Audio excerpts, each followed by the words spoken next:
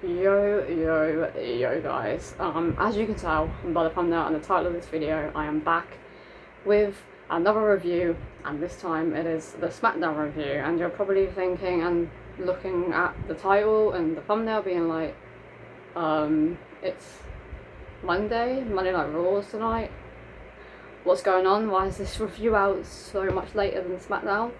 Was actually happening on the Friday is because on Saturday my grandma was round for the whole day, so I didn't have any time to film it, because she was round to watch my little sister, and yesterday was Father's Day, so I never got the time to film it then because I was at my dad's, so I hadn't had the time to film this Smackdown review, so that is why it is out a bit late, and my brother came around today, so I couldn't film it until now. So yeah, it's a bit weird filming a Smackdown review when it happened like 3 days ago now and Raw's on tonight, so it's a little bit weird.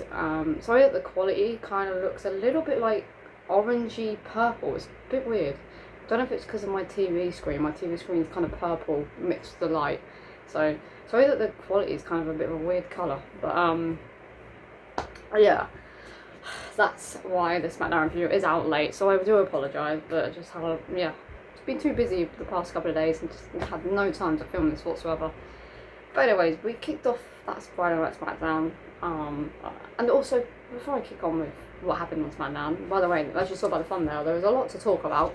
I didn't want to miss doing a Smackdown. I know it's a bit late to be filming a Smackdown review considering it happened 3 days ago, but I already had one Smackdown review mess up because there was no audio for like 26 minutes of the video, I think it was, and I was like, I can't have that again, like I can't miss out on Smackdown again, so that's another reason why I'm still filming it and putting it out on my channel. But yeah, like I was saying, John Cena started off Friday Night Smackdown and he called himself the Mount Rushmore of WWE. He said that the 4 Mount Rushmores are John Cena, John Cena, John Cena, and John Cena. And he pretty much said that he is the best in the present, the past, and the future of the WWE. I don't know about that one. No. Personally, in my opinion, no. He's not the best wrestler in the present. Definitely not. And he said that Seth Rollins won't cash in because Seth wants to be the only champion WWE, and that's made me believe that possibly Cena will leave WWE with the WWE Championship, and Seth will most likely cash it in on a Sami Zayn, who wins his first ever World Heavyweight Championship at SummerSlam. I can see Sami Zayn winning King of the Ring and challenging Gunther at SummerSlam, and Sami beating Gunther for the World Heavyweight Championship. Because every time Gunther's had a World Heavyweight Championship run, it's been very, very long. So I think it is time that he does have a short-ish run. So he'll have what? Let's say July, the half of June and July, so he'll have like a 6-week title run, and he'll have a short one for a change. He'll win it back at some point probably, but I feel like it's needed because constantly Gunther's just having long title reigns and they don't know what to do with him when he's not champion. So I feel like this is a way for WWE to sort of do something different with Gunther, where yes, he is a champion, but he's only going to have a short run up to SummerSlam. Sami Zayn beats Gunther for the World Heavyweight Championship, maybe not at SummerSlam, but I can definitely see Sami Zayn having a rivalry with Gunther, whether that's he beats him at SummerSlam or he beats him at Clash in Paris, like literally a few weeks later. But I can definitely see Sami Zayn winning the World Heavyweight Championship of Gunther at some point later on this year. And as soon as Sami Zayn wins, whatever PLE that is, whatever Raw show that is, whatever Smackdown show that is, whatever show it is, I can definitely 100% see Seth Rollins cashing it in on Sami Zayn that has just won his first ever World Heavyweight Championship. Well, that's just like a perfect opportunity for Seth to do that, because he's a babyface currently at the moment, but he's trying to be a heel, and that would be a way to really push the narrative of him being a heel, is in cashing it in on an ultimate babyface and Sami Zayn that has literally just won his first ever World Heavyweight Championship. So when John Cena said that, I was like, I can definitely see Sami being the one cashed in on, because he beat Gunther and won his first ever World Heavyweight Championship, and then Sami and Seth have a proper rivalry, because they've had a rivalry, but they haven't had a proper rivalry where it's just Sami and Seth. It's been with Jay or with CM Punk or with Roman Reigns. So I think they kind of need to do a rivalry where it's just Sami Zayn and Seth Rollins. So I can definitely see that sort of scenario happening later on in this year. And then Cody interrupted me? What the hell was I about to say? Cody interrupted him and pretty much said that why is he not a part of John Cena's plans, because Cody was the one to pin John Cena at Money in the Bank. So why is Cody not getting another title shot?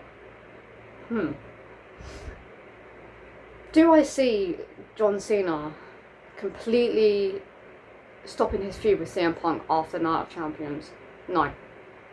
I do see them doing the possibility of everybody getting involved in his title run at SummerSlam. I can maybe see them doing not CM Punk, not the champion, sorry. John Cena as the champion, CM Punk, Randy Orton, Cody Rhodes and LA Knight at SummerSlam in a fatal 5-way. That is the possibility that I can see, because that leaves Sami Zayn to go after Gunther and Seth to possibly most likely have a rivalry with Roman Reigns, and then that leaves those 4 people that I've just said, not including John Cena, that's why I said 4, having a match against John Cena, and they finally have a scenario with John Cena where it's not just a one-on-one, it's like a load of people get involved to try and take the championship off of him, because when we get to August, he's only got September, October, November, December. He's only got 4.5 months until he leaves with the WWE Championship. So I feel like that's the perfect time for them to start John Cena feuding with multiple people, where there's a big opportunity that somebody else could take it off John Cena and then John Cena could win it back towards the end of the year. So I can definitely see them doing that, like 100%. And then Randy Orton interrupted, had a fantastic promo. It happened a few days ago now, so I'm not exactly going to remember exactly what Randy Orton said, but he pretty much said that if he has to win this King of the Ring tournament and he has to beat Cody Rhodes, his brother, in becoming the #1 contender for the Universal Championship at SummerSlam, then he's going to have to do that. He's going to have to beat Cody Rhodes, pretty much. And then LA Knight interrupted him, called John Cena a bald-headed bitch, which I found absolutely hilarious. Don't get me wrong, like, LA Knight is absolutely fantastic in the mic, and he really is proving to himself and proving to us that he does deserve to be in the main event picture, just because of his promos. He is very, very, very good at promos. Very good. But it's just, it's the wrestling that I'm not that fan of his, of.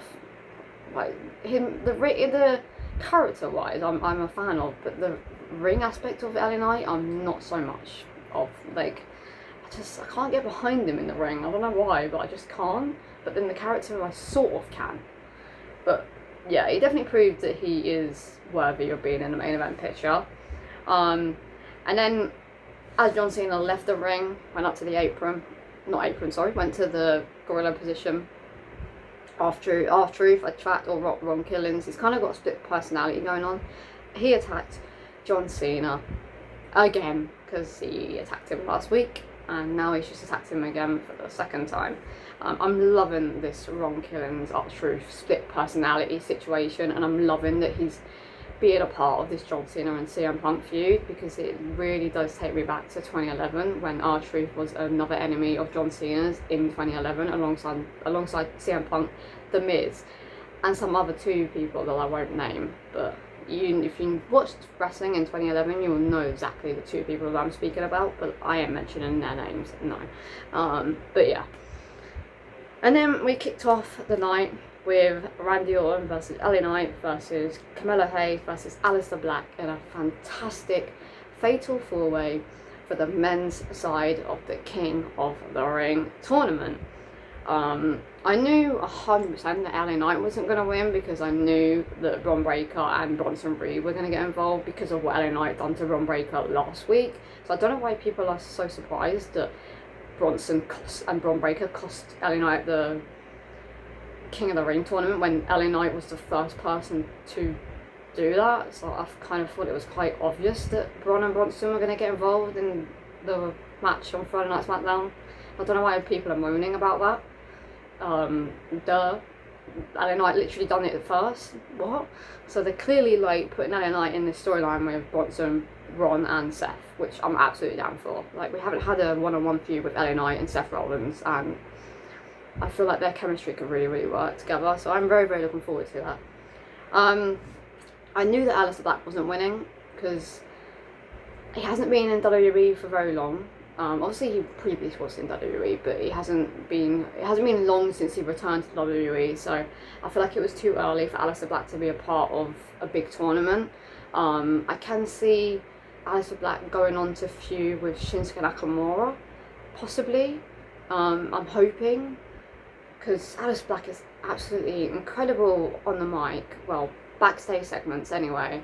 And he's also absolutely incredible in the ring, and the way that he like connects with the crowd, like he's definitely worthy of having rivalries. I'm hoping that he's not just like a filler for like matches when there's opportunities. Like, I hope he actually gets a full-on rivalry with somebody, and I'm hoping that somebody is Shinsuke Nakamura, because a feud with Shinsuke and Aleister Black would just be absolutely generational, because those two are like such similar styles in a way. And I would just love to absolutely see the video packages that we could get from Shinsuke and Aleister Black, like completely two different people, and just I feel like the chemistry in the ring would work so well. So I'm hoping that Aleister Black goes on to feud with Shinsuke Nakamura. Carmella Hayes is kind of on a bit of a rough patch at the moment, because obviously he had this stick thing going on with The Miz, but The Miz left WWE because of what happened with R-Truth, and he hasn't actually officially left, but he sort of like took himself out of WWE because of what happened with R-Truth. So now we've not got Carmella Hayes and R-Truth as a thing going on. I kind of would be happy with them being a tag team and move into Monday Night Raw. Like, I feel like Mellow Dome Miz really, really suits those two as a tag team, and I feel like Carmella Hayes would be a really fantastic tag team wrestler alongside The Miz, a veteran in the tag team division. So I do feel, well, kind of a veteran in the tag team division, a little bit. Because obviously with Awesome Truth and John Morrison and The Big Show. So I do feel like he would suit being with The Miz in a tag team, but moving them to Raw as a tag team. But Miz is nowhere to be seen, and I just feel like there wasn't any hype behind Carmella Hayes winning. Maybe with the fans, yes, but not with the creative team. So that leaves Randall Kev Orton, and guess who won? Randall Kev Orton. So Randy does go on to the semi-finals to face Sami Zayn on Friday Night Smackdown this week. I'm going to predict that Sami Zayn wins, because I do see the feuds happening that I said about earlier with the Fatal 5-Way and then the one-on-one match between Sami and Gunther, because Sami wins the whole thing. So I am going to go with Sami Zayn beats Randy Orton next week by some sort of distraction, maybe by John Cena, possibility. So yeah. And then we had an in-ring segment between Jacob Fatu, well, not an in-ring segment, we had an in-ring segment by Jacob Fatu, and then we had a backstage segment by Solo Sikoa. And pretty much Solo said to Jacob that you need to apologise to me this Friday night on SmackDown. And I can't see that happening at all. And I think he's not going to apologise, and he's going to be attacked by Jason Mateo, Solo Sikoa, and the Hikuleo, is that his name? Is that how you say it? I feel like he's going to debut officially next week on Friday Night SmackDown, and he's going to be a heel and a part of Solo's new bloodline. And then Jacob has nobody at this current moment, but that's when I do believe that Jimmy and Jay are going to become a tag team again and help Jacob Fatu, possibly. But yeah, so I don't see Jacob apologising next week. I was expecting a little bit more, I'm not gonna lie, from this segment, because of obviously Jacob cost Solo Sikoa the Money in the Bank briefcase, where he could have cashed it in on any champion of his choice. So I kind of do feel that it was a little bit bland, that nothing really happened between Solo and Jacob. Like, I'm a bit confused to why they didn't do that this week. Like, Jacob wasn't like viciously attacked by Jason Mateo, and then because he didn't say sorry, and then next week some other stuff happens, and that's when Hikuleo debuts. But we didn't. We just got Jacob doing a little like mini promo, and then Solo doing a mini promo, and then that was pretty much it. Like, kind of felt it was a bit bland, to be honest with you, with considering what happened on Money in the Bank. Like, he literally cost him the Money in the Bank, super kicked him, and then done a Samoan drop to him on the table, or whatever it's called, what Jacob done to Solo. I was just a bit like, and he said that he hated him, but yeah, nothing really happened. It was, I don't know, I found it a bit, to be honest. And then we had the first women's fatal 4-way of the night, which was between Jade Cargill, Piper Niven, Michin, and Nia Jax. I didn't see Nia Jax winning it, because obviously she was Queen of the Ring last year, so she was out of the picture. Michin was 100% out of the picture, and Piper Niven was 100% out of the picture, so that leaves Jade Cargill. So I kind of wish they'd done a different fatal 4-way, because it made it too obvious that Jade Cargill was winning this one. Very, very obvious that Jade Cargill was going to win. So yeah, I mean, the fatal 4-way was okay. I'm not going to lie to you, I didn't really watch it when it was happening on Friday, because I found it just a bit boring. So I didn't really watch it, to be honest, but it was alright from what I saw.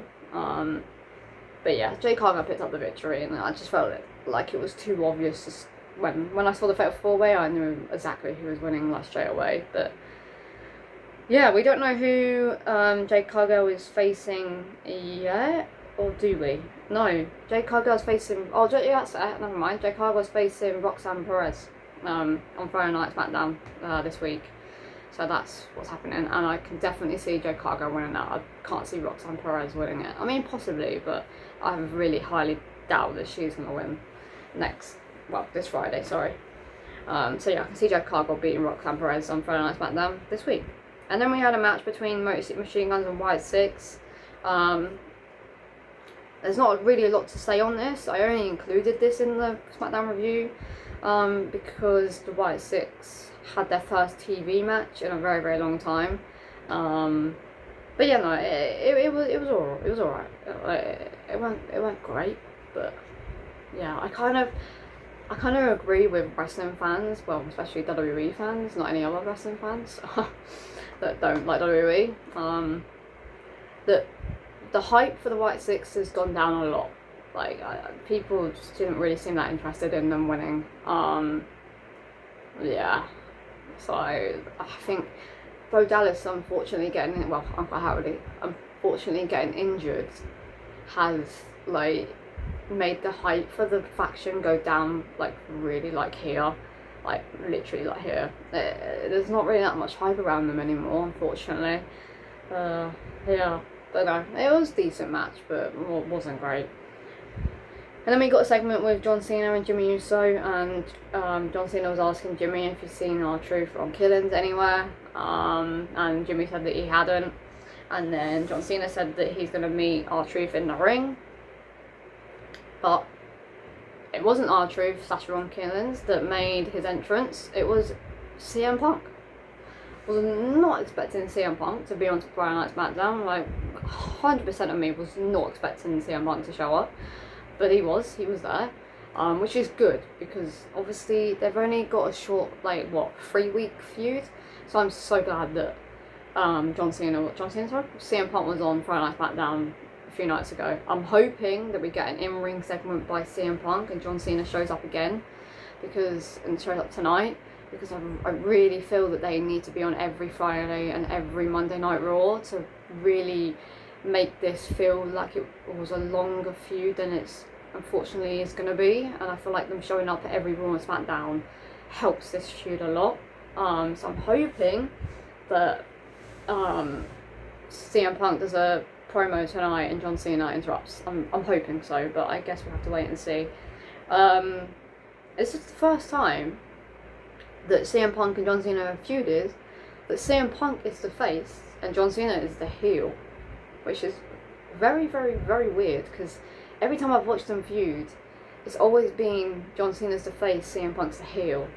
So it's very, very weird for CM Punk to be the face in this scenario. Like, very, very weird. Yeah, it's weird. It's weird. And the main key point that I got from this segment, because there's a lot said, a lot, but the main thing I wanted to speak about in this review is that John Cena is copying CM Punk. Because what happened in 2011, CM Punk said that he was going to leave WWE with the WWE title, and that's exactly what CM Punk did. Kind of. He did leave with the title, but then he came back not long later, like 2 days later. So he kind of left with the title, kind of didn't, but he did do that anyways. And John Cena is now doing that exact same thing. He wants to leave with the title, which is exactly what CM Punk done in 2011. And CM Punk also did say that he's the main storyline in John Cena's feud to make this tour, this farewell tour, memorable and good, which is exactly what's happening, because everybody in every comments I see is like, this is one of my reasons to why I'm watching WWE again. This is what I was looking for. This is going to be the generational feud of John Cena's tour.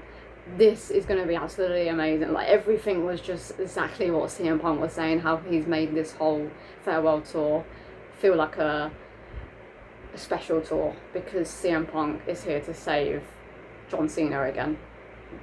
That's exactly what's happened, because CM Punk's just too fucking good. That's why he is the GOAT of the industry, one of the GOATs of the industry.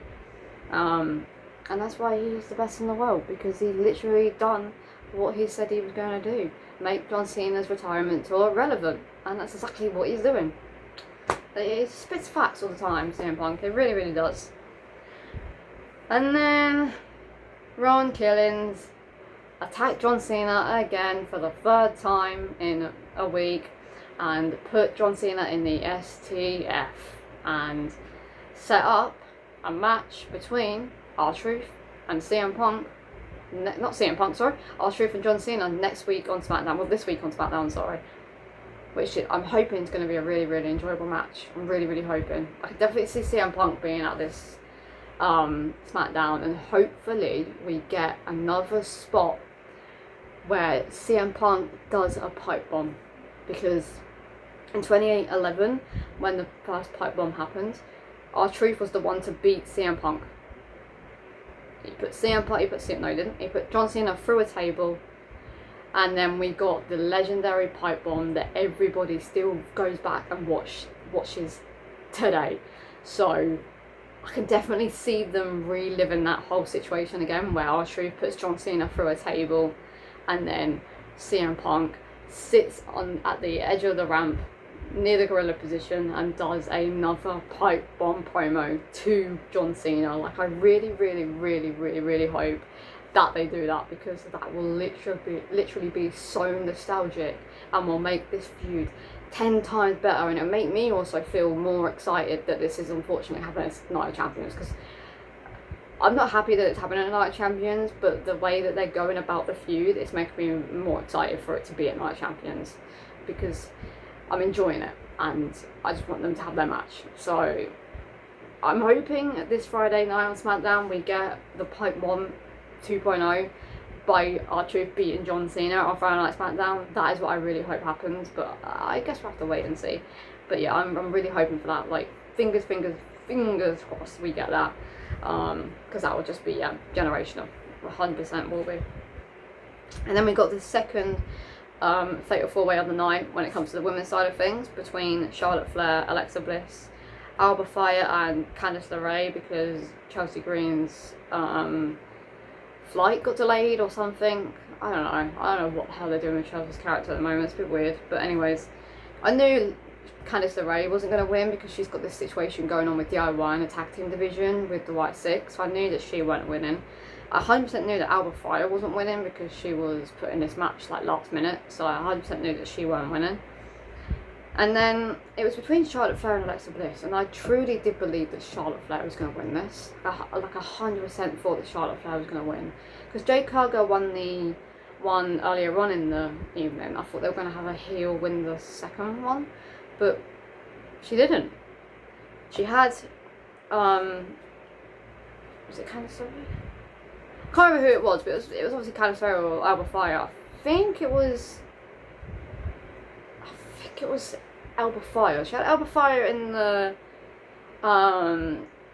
figure 4 lock, and then Alexa Bliss came through and had the Twisted Bliss is it Twisted Bliss or something like that, anyway, to Candice LeRae, and picked up the victory. And what an ending, like one of the best endings I've seen in a Fatal 4-Way, because it was just the way that it just happened like suddenly, and I was really like, oh my god, Charlotte Flair's gonna win this. But the way that they've done that, with Charlotte putting Alba Fire in a figure 4 lock, whatever it's called, and then Alexa Bliss does her finisher to Candice LeRae and picks up the victory, winning the Fatal 4-Way and going on to the semi-finals in the Queen of the Ring tournament. Most likely, because we don't know who's won the Raw one yet, because that's tonight, but most likely it's going to be Stephanie Vaquer who wins the Fatal 4-Way, and then we get Alexa Bliss versus Stephanie Vaquer, which I am so down for. I'm butchering it now. Not as bad as Vaquer though, as Nikki Bella called her Vaquer. Not as bad as that, but Stephanie Vaquer? Anyways, she's winning, Stephanie, the one with the devil ears. But yeah, Alexa Bliss won, which I'm very, very happy about. Very, very happy about. And then we had the main event of the evening between Cody Rhodes, Shinsuke Nakamura, Andrade, and Damian Priest. I knew that Damian Priest wasn't winning it because it's sort of got the situation going on with Jacob Fatu at the moment, which I can see him helping Jacob Fatu. Actually, yeah, Damian Priest will probably be the one to help Jacob Fatu in this situation with Solo and Jason Mateo. I can definitely see Damian Priest getting involved. Actually, that's actually just, yeah, I've just realised that. So I knew Damian Priest wasn't winning it. I knew Andrade wasn't winning this because, again, he's kind of like Aleister Black at the moment, where he's kind of being used as like a filler for spots in matches. So I kind of knew he wasn't winning, and then I knew Nakamura wasn't winning because, like I said earlier, I'm hoping that he goes on to feud with Aleister Black, because that would just be such a good rivalry to witness. So I'm really hoping that that's what happens between Nakamura and Aleister Black, considering that they didn't win their King of the Ring tournaments, King of the Ring Fatal 4-Ways on Friday Night SmackDown, and then that leaves Cody Rhodes. So as soon as the Fatal 4-Ways were made, I kind of had a good clue who was winning 3 out of the 4 of them. I thought Charlotte Flair was going to win the women's one, but obviously Alexa Bliss didn't. Alexa Bliss won, sorry, but then I knew Jade Cargill was winning, I knew Randy Orton was winning, I knew Cody Rhodes was winning. Them 3 Fatal 4-Ways were very, very obvious, but the Alexa Bliss, Charlotte Flair, Alba Fire, and Candice LeRae one wasn't, because I kind of thought it was definitely between Charlotte Flair and Alexa Bliss, but was actually really expecting Alexa Bliss to not win it, Charlotte Flair to win. So yeah, but Cody Rhodes won. Fantastic Fatal 4-Way, very, very, very enjoyable main event on Friday Night SmackDown. And Cody Rhodes is going on to face the winners of tonight, which is probably most likely going to be Jey Uso, because it's Rusev, Sheamus, Bronson Reed, and Jey Uso. I can see Sheamus and Rusev are just going to get too involved with one another that it's going to cause them to not win it, because they're just so caught up with one another, situation going on, because obviously they've got a mini rivalry going on at the moment. And also Sheamus already won King of the Ring, so I can't see him winning it. And I can see LA Knight getting involved in the Fatal 4-Way to stop Bronson from winning it. So then that leaves Jey Uso. So I can see them doing Randy Orton versus Sami Zayn, and then Cody Rhodes versus Jey Uso in the semi-finals. Cody Rhodes wins the men's side of the King of the Ring against Jey, and Sami Zayn wins his one. And then in the finals we get Sami Zayn versus Cody Rhodes. Sami Zayn beats Cody Rhodes in a hopefully fantastic match, challenges Gunther at SummerSlam, and then Cody Rhodes is in a Fatal 4-Way with LA Knight, Randy Orton, CM Punk, Cody Rhodes and John Cena. Fatal 5-Way, not Fatal 4-Way. And then the women's side of things, I can see Jade Cargill beating Roxanne Perez, Stephanie beating Alexa Bliss, and then I can see Jade Cargill beating Stephanie, and then Jade goes on to face Tiffany, probably wins. Maybe we get 2 cash-ins on SummerSlam. Tiffany loses the championship to Jade Cargill, and then Naomi cashes it in on Jade, and then that sets up Naomi and Jade Cargill and Bianca Belair to have like a feud with one another. Possibly. I don't know about the women's. The women's is definitely going to be the 2 people that are going to win their matches, semi-final matches, is Jade Cargill and Stephanie Booker. Who's winning out of Stephanie and Stephanie Booker? I don't know. But if I had to pick to win the Queen of the Ring,